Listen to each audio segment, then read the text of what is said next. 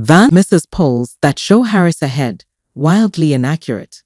Ohio Senator J.D. Vance dismissed polling that shows Vice President Kamala Harris has taken the lead nationally and in key battleground states, arguing that the same polls were inaccurate in 2016 and 2020. The polls tend to radically overstate Democrats. We certainly saw that during the summer of 2020 and summer of 2016, and of course, a lot of those polls were wrong when it came to Election Day, Vance said during an appearance on Fox News Sunday. The comments came after Fox News' Shannon Bream told Vance about a recent New York Times poll that showed Harris ahead of former President Trump in Arizona and North Carolina at the same time, as she has narrowed Trump's lead significantly in Georgia and Nevada.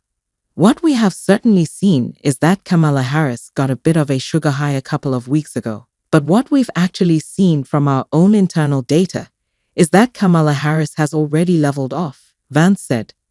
If you talk to insiders in the Kamala Harris campaign, they're very worried about where they are because the American people just don't buy the idea that Kamala Harris, who has been vice president for 3.5 years, is somehow going to tackle the inflation crisis in a way tomorrow that she hasn't for the past 1,300 days.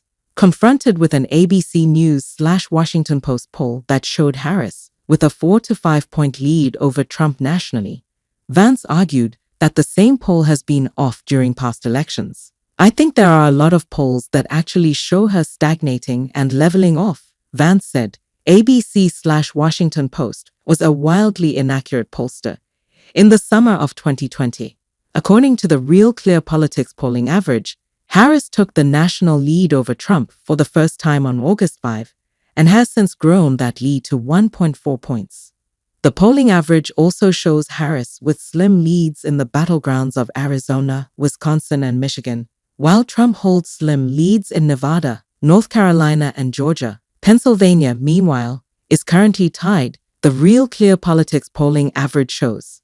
If you see the numbers that we're seeing, and you actually talk to the American people, I feel extremely confident we're going to be in the right place come November, Vance said. We can't worry about polls. We have to run through the finish line and encourage everybody to get out there and vote.